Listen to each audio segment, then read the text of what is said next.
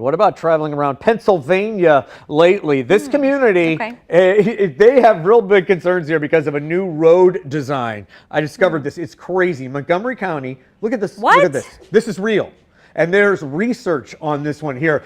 These squiggly lines are intended to slow people down. Oh, okay. Yes, and there's huge concerns over it, though, in this Montgomery Township. This post, look at that. This post received 1,000 comments, and most people just totally perplexed with the zigzag design. Wow.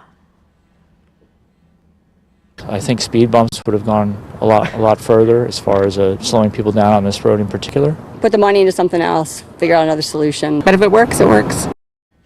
Yeah, so this department there says that design is legit, and they really consulted highway safety officers and traffic engineers who, I mean, they do a lot of these measures, these kind of slow down measures at intersections and things like that. But that is ridiculous, and it almost makes me think of potholes and people weaving around potholes now, already weaving, right?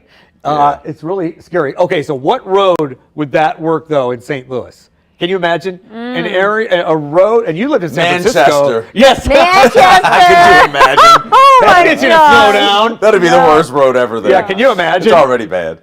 I know, and we go through, you know, if you go to Augusta or anywhere, you go through the, you know, little hills and vineyards, it's very weavy already, so maybe it wouldn't work in St. Louis. Now, I missed it. Was that the first in the country that's done this? That's a good question. I think so. I think so. That's wild to me. Crazy. But you know, people really do study that. So it's not like it was just like, hey, on a whim, we're going to mess everybody up and make some squiggles. Someone actually, someone actually studied that and said, well, this is going to be unpopular, but maybe we should put some squiggles on the road. It's so ridiculous. It's so ridiculous. And, you know, there's so much data behind roundabouts, right? And they are very controversial. People hate them. They do. But they really do save lives. They are helpful with traffic when people learn how to use them, right? But they really are a great thing. At the same time, though, it's just kind of like the squigglies where you're like, why would we do this? Yeah. Okay. Where was the first diverging diamond interchange?